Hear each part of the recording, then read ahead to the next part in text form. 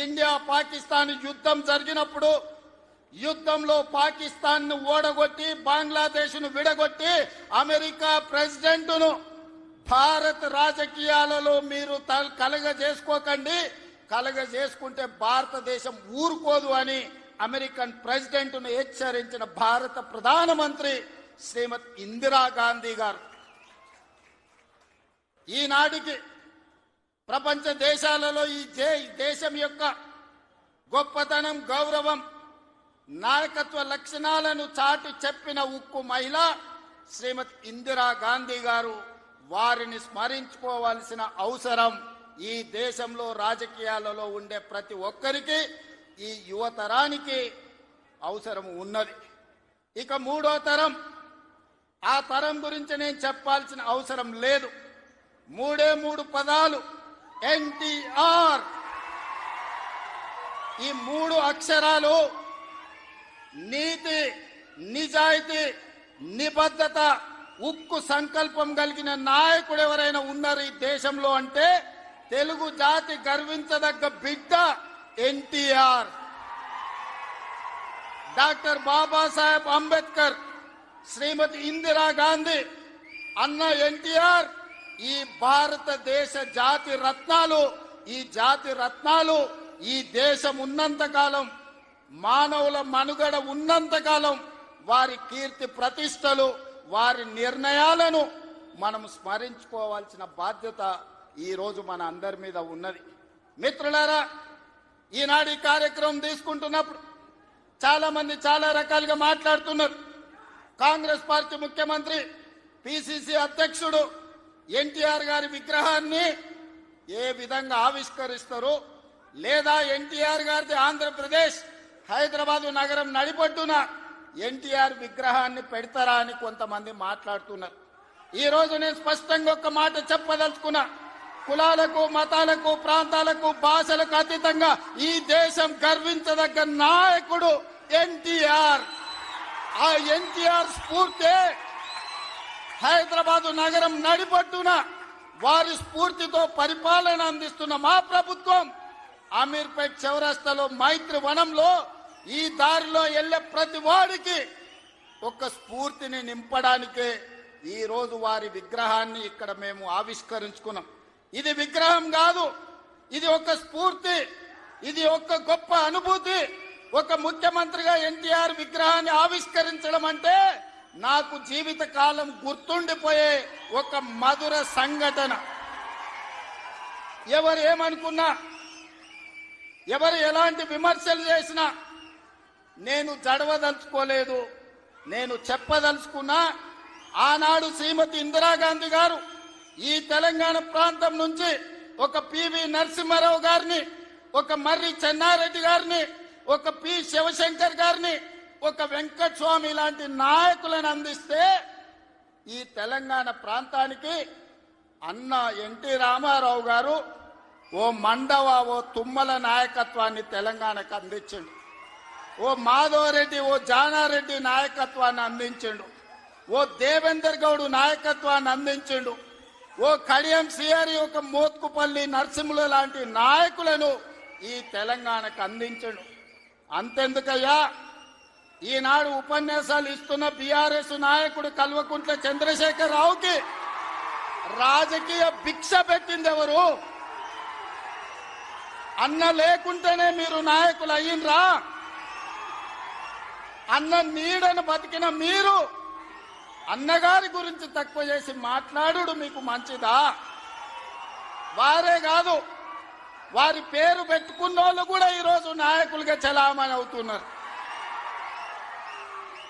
ఆయన ప్రోత్సాహం ఇచ్చి, ఆయన భుజము తట్టి, ఆయన ఒక అవకాశం ఇచ్చిన ఓ తుమ్మల, ఓ మండల, ఓ మండవ, ఓ జానా, ఓ మాధవరెడ్డి, ఓ దేవేందర్ గౌడ్, ఓ కడియం సిఆరి, ఓ మోత్కుపల్లి నరసింహులే కాదు, తెలంగాణలో నాయకత్వాన్ని వహిస్తున్న కల్వకుంట్ల చంద్రశేఖరరావును కూడా ఎన్టీ రామారావు గారికి గుర్తించే రాజకీయ అవకాశాలు కల్పించిన సంగతి ఎవరు మరవద్దు. ఇది చరిత్ర.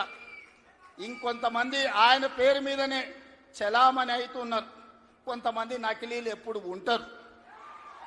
వాళ్ళ ఆలోచనలు ఎట్లుంటాయో కూడా మనం చూస్తున్నాం. అందుకే ఇవాళ మిత్రులారా, ఈనాడు మేము అందిస్తున్న ఇందిరమ్మ ఇల్లు కావచ్చు, ఆనాడు ఎన్టీఆర్ గారు మొదలుపెట్టిన పక్కా ఇండ్ల పథకమే ఈనాడు ఇందిరమ్మ ఇండ్ల పథకం అని నేను ఈరోజు గర్వంగా చెప్పదలుచుకున్నా.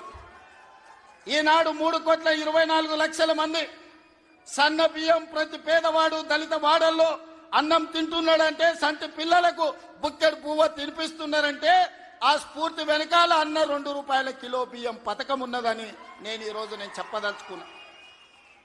ఇవాళ మేము ఇందిరమ్మ చీరలు ఇస్తున్నాం ఆడబిడ్డలకు. పండుగ పూట నాడు పెట్టే మేము చీర సారెగా భావించి ఈనాడు పాలపిట్టల లెక్క ఈరోజు మా ఆడబిడ్డలు చీర కట్టుకుంటున్నారు.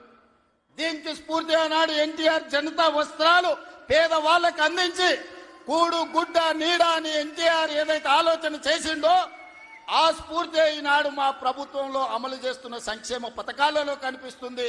మీరు ఒక్కసారి ఆలోచన చేయండి. ఈనాడు వైఎస్ఆర్ ప్రకటించిన ఉచిత కరెంటు కావచ్చు, ఈనాడు రైతులకు మేము అందిస్తున్న 24 గంటల ఉచిత కరెంటు, దీనికి స్ఫూర్తి ఆనాడు అన్న ఎన్టీఆర్ 50 రూపాయలకే హార్స్ పవర్ అని రైతాంగాన్ని ఆదుకోవడానికి వారు అందించిన విద్యుత్తే, వారు అందించిన శక్తే ఈనాడు ఉచిత విద్యుత్తు అని నేను చెప్పదలుచుకున్నా. ఇవాళ మిత్రులారా, ఆనాడు ఎస్సీల కోసం, ఎస్టీల కోసం, మైనారిటీల కోసం అమ్మ ఇందిరమ్మ పాటుపడితే బలహీన వర్గాల కోసం అన్న ఎన్టీఆర్ పాటుపడ్డాడు. ఇవాళ బలహీన వర్గాలు, పాలితులుగా ఉన్న బలహీన వర్గాలు ఈరోజు పాలకులుగా మారినరు అని అంటే అన్నగారి యొక్క ఆశీర్వాదం తెలంగాణ సమాజానికి అందబట్టే పాలితులుగా ఉన్న బలహీన వర్గాలు ఈరోజు పాలకులుగా మారినరు. ఒకనాడు గ్రామాలలో పటేలు పట్వారి వ్యవస్థ ఎంత బలంగా ఉండేనో వాళ్ళ చేతుల్లో తెలంగాణ నలిగిపోతుంటే ఎన్టీ రామారావు గారు పటేల్ పట్వారి వ్యవస్థను రద్దు చేసి పేదలకు విముక్తి కలిగించిన చరిత్ర ఈ ప్రాంతంలో ఉన్నది. ఆనాడు ఇందిరాగాంధీ గారు సాయుధ రైతాంగ పోరాటాన్ని స్ఫూర్తిగా తీసుకొని దళితులకు, గిరిజనులకు, ఆదివాసీలకు భూ పంపకాలు చేపట్టి అసైన్మెంట్ పట్టాలు ఇచ్చి గ్రామాలలో ఉన్న పేదలకు ఆత్మ గౌరవాన్ని ఇందిరాగాంధీ గారు అందిస్తే పటేలు పట్వారి వ్యవస్థను రద్దు చేసి బలహీన వర్గాల ఆత్మగౌరవంతో బతికే అవకాశం ఎన్టీ రామారావు గారు కల్పించిండ్రు. మిత్రులారా, ఇవాళ ఎక్కడైనా చూడండి మా ప్రభుత్వం అమలు చేస్తున్న సంక్షేమం, మా ప్రభుత్వం అమలు పరుస్తున్న అభివృద్ధి ఇందిరాగాంధీ గారో ఎన్టీఆర్ గారో వారి స్ఫూర్తి కనిపిస్తుంది.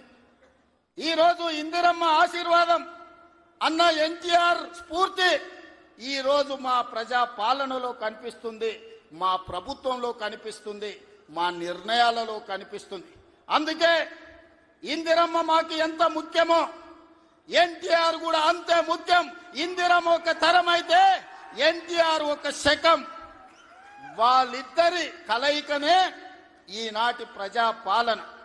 ఈ ప్రజాపాలన ప్రజలకు అందుబాటులో ఉంది అనంటే ఒక ఇందిరమ్మ స్ఫూర్తి, ఒక ఎన్టీఆర్ యొక్క ఆలోచన విధానం ఈనాడు మేము అమలు చేస్తున్నాం. మిత్రులారా, ఇవాళ మా నిర్ణయాలు మీరు చూసిండ్రు.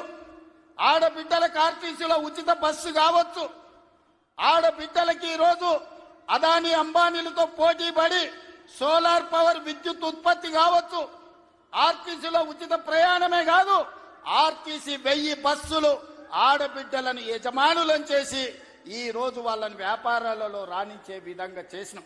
ఆనాడు అన్న ఆడబిడ్డలకు ఏ విధంగా ఆస్తిలో హక్కిచ్చుండో ఈనాడు 1 కోటి మంది ఆడబిడ్డల్ని కోటీశ్వరులను చెయ్యాలన్న లక్ష్యంతో మా ప్రజాపాలన పనిచేస్తుంది.